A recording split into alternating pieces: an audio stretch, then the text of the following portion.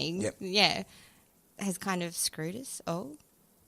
Maybe. I honestly think, like, if you're an alien, if I could say it, with millions of years, potentially, it depends on who you believe in, have got us to this point in time. And, you know, all the guys that had, like, invented the stone, blah, blah, blah, like, in iron. Invented the stone. You know what I'm saying? Iron and blah, blah, blah. And now here we are, living in a townhouse in Nerang, you know, just with a crap job. You know, there's a whole bunch of these poor people out there doing the things that they don't want to do. But look, then we've got guys like you, Damien Rider, who have lived, I would say, the most horrific upbringing that I could ever imagine. You know, you really need to see Hearts of the Sea to understand what I'm saying. But it's created it's created someone who is changing a life. Like you, horrific Rika, upbringing. we're talking about dads that are out there. They're not at home. They should be here at 6 o'clock. Cause blah, blah, blah. But I think it's far more. Even though it's hard to say. It's more inspiration is so powerful. I like the old school though. Like, you know, I'm sorry, I don't mean to bring up any horrible memories, but my dad was kind of. I'm from an era where parents flog their kids and teachers flog their students, and you know, I don't think I can do this, Drew. Sorry. Don't then. Okay. Damien, what's happening, mate? It's all happening. What do we got here? What are we drinking here? Mate, Koala Karma. Koala Karma, right? Let me tell you. Caffeine free. Yeah, 2 Gold Coast chamomile, ladies. Magnesium. The beautiful story. It's a relaxation drink. Do you know? Let's do an ad. Relaxed. Let's do an ad. Let's do an ad. All right. Oh, we haven't because we didn't do the intro properly. No, we didn't. But let me tell you about Koala Karma, Damien. Tell me all about it. I want to know about it. Everyone knows there are energy drinks. Yep. Well, did you know that if you want to go on a plane and you wanted to have a relaxant sort of drink or a relaxing thing, you might go to the health store and buy things like passion fruit extract, valerian, like these natural things that'll make you fall asleep on the plane. Uh-huh. Or just to if you've got anxiety, you can calm yourself with natural things. Well, 2 ladies from the Gold Coast, they put it in a bottle, Koala Karma. They're sweethearts. They're normal people, okay? And I'm all for them. Is that the original? It actually works. Is that the original one or the new flavour? Well, because they're a big hit in Dubai right now, and that's cool. They're selling it offshore.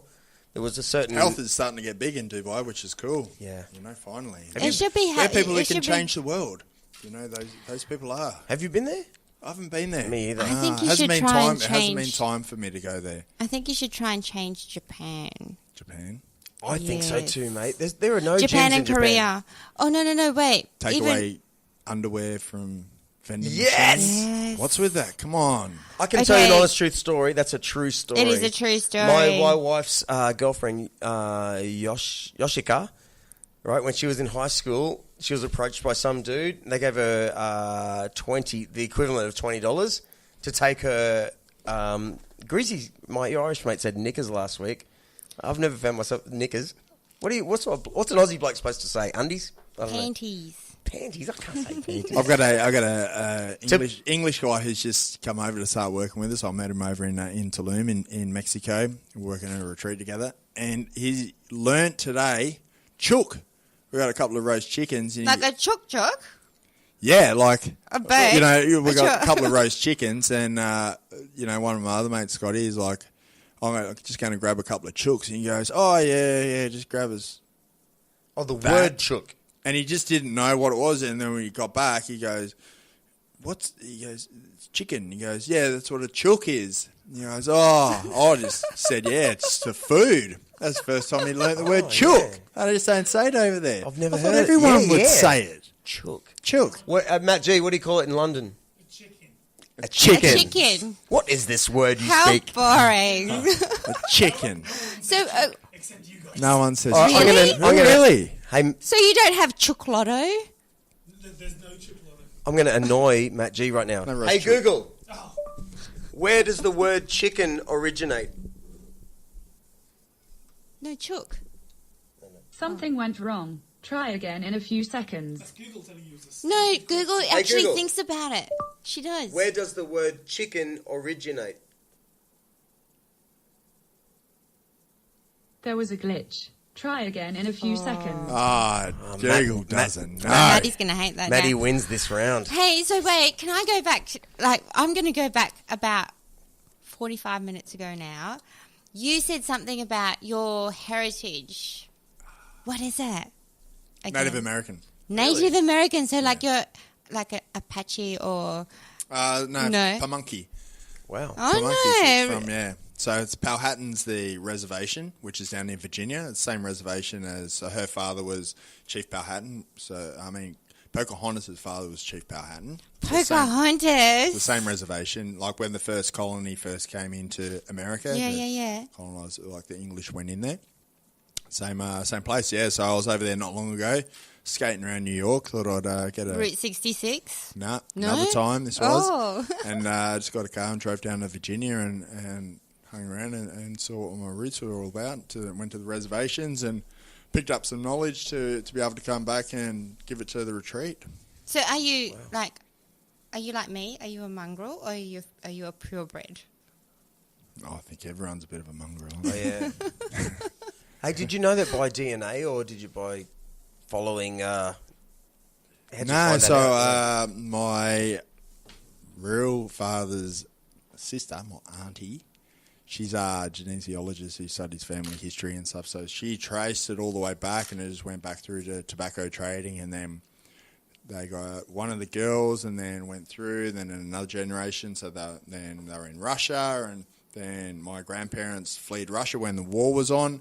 Went to Greece, changed the name to Marioscolopoli or whatever, then moved to Ballarat and opened up fruit shops and fish shops and said we're Greek, even though they'd hang around the Russian community and send the kids to Greek school and everything. But, so it all sort of come from there. Amazing, huh? Yeah, so I tracked it all back, and it all made sense, of why I was different. It was funny, like when I was skating across America, I'd go through and talk with the people from Cherokee Nation and Navajos and that. And it was funny the amount of older ladies that would come up and say, "Oh, you're Native American." Even I'll go, "Oh, like how do you know?" And they'd say, "Oh, but you used to do this and this and this," and would tell me how I am, and go, and used to think that you were thinking different to everyone else, and that you had it wrong. Was want to tell you, you've got it right because that's the way we think. And I was just like, wow, like it was blowing me away every time, And even like my crew were just going, how the hell did they know? Like, wow. you like that, And it's, I'm not materialistic at all, and I don't care too much for money. Yeah. It's all about earthy things and helping people and giving back as much as I can, and that's pretty much the way that they are. Wow. No, I actually didn't. I've never asked you this before. I actually thought maybe you're a bit Aboriginal. Have you heard that before? I've heard that before, a couple of times. I mean, sort of little bit dark features. It's the same really, The natives were natives, indigenous. It's the same things went on. People That's colonised, awesome, though. shot us, like killed us, Native did everything. American. I was a born survivor beforehand. First I was Native American, then Russian Jew. I was. So you're born, more of a mongrel than I am. Yeah, I was born to survive. Mate, I did a podcast with a dude called Troy Starr, who's a magician on the Gold Coast. Oh, yeah? And he actually did a DNA test to find out his real dad. It's a really interesting show to listen to. Because he thought for 4 years that this guy in Toowoomba was his dad. And the bloke in Toowoomba was like, okay, for 4 years it went on until he got the DNA test. And he, as usual, I can't remember it all, but the DNA tests they do now break it down to everything. You're probably from this city in Italy. Yeah, but isn't it, you can't, but females can't do that because every person they've slept with, they've got their DNA on them for the rest of their lives. I read that somewhere. So that's gonna screw the whole lot of things up, That's why they're so miserable, maybe. So you got a bit of everyone still stuck on them, No wonder we can't shake those X's. DNA all over you. Shut up. But really? Is that right? That's what they say, yeah. Another high five to being a man. Yes! No, well, you know what, though? Like, I reckon seriously, did you know? Okay, sorry, no, because you were saying before, the advances in technology and everything is actually screwing us over more than helping us. Yeah, didn't you say that? You did of say something like course. that before, Yeah. didn't you? Yeah. And I read somewhere that Steve Jobs and all those people that work in Silicon Valley actually ban their children From using technology because they know how it can screw with your brain. Well, they know what they're doing. They're controlling people. That's the whole thing. It is, and it does screw with your brain. I think it does because it brainwashes you. Well, there's more bullying, cyberbullying, everything from it, and people losing their identities because they think, they've got to get their boobs out and bums out at the beach and take photos because they need followers. All these fake people liking what they're doing, And how much... It's kind of weird. I think it's weird. I don't know if it's just because I'm weird. getting older, but I just think, really? Like, what do you do? Like, you're not actually doing anything to help the world. It's such a selfish thing, and it's... But I don't know. It's strange. Don't you think it's to them? I think influencers are strange, and we get a few of them contacting me wanting to come and stay at the retreat for free, and we'll do a post and we can do this and that. And I'm like, but what do you do? Yeah. Except for, standing in a bikini all over the world, what do you do?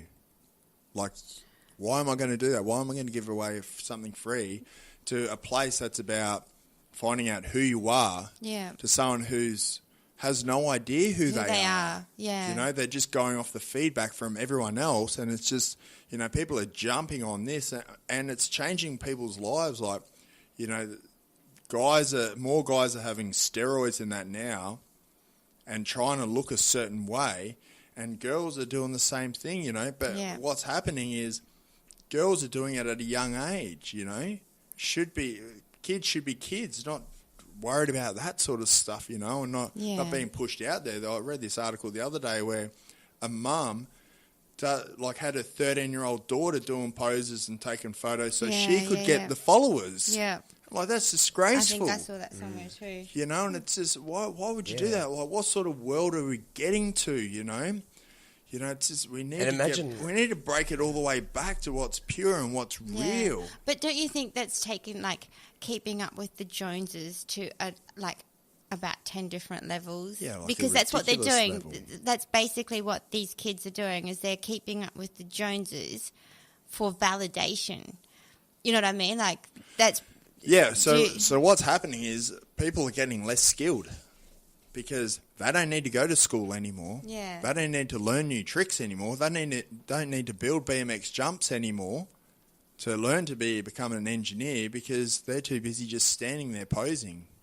So we're losing skills. Like, it's going to have to come to a time where that's got to stop, and we've got to start getting back into getting hands-on, getting dirty, building stuff, being creative, not just taking a selfie, I'm only thinking this right now, right? Because we're from the generation where we've seen the old life, where this wasn't even created. Yeah. I couldn't think of anything worse now than imagine if I was to be single right now and, oh my God, I meet that girl. I think we spoke about this the last couple of episodes. Did, yeah. But imagine I meet that girl. Yeah, wow, I saw it at the newsagent and we actually had a vibe and somehow I built up the courage to get a number. And here I am, but I look on her, find her social media and it's all ass shots and her trying to create a profile. But imagine this. Yes. Okay, here is my question for the world. Right? Are the kids now, do they actually just accept it as normal life? Are their brains adapting to jealousy type things? Like, back in my day, it'd be like, oh no, everyone's going to see her. It was just so out of the... To actually put your ass into that shape. It's normal now if you don't do that. But do the kids adapt? That's my question. Are the kids actually adapting? So if we don't get hit by a meteor, will the kids actually adapt to this sort of crazy life? I wonder. That's the only life I hope so. That's the only life. Because it sounds too crazy for us. See, because where's Mattg? You don't see him being creative anymore. No, but Mattg brought up an interesting point the other day too. Is didn't he? Like our Christmas episode, Mattg was saying that because we were talking about photography and how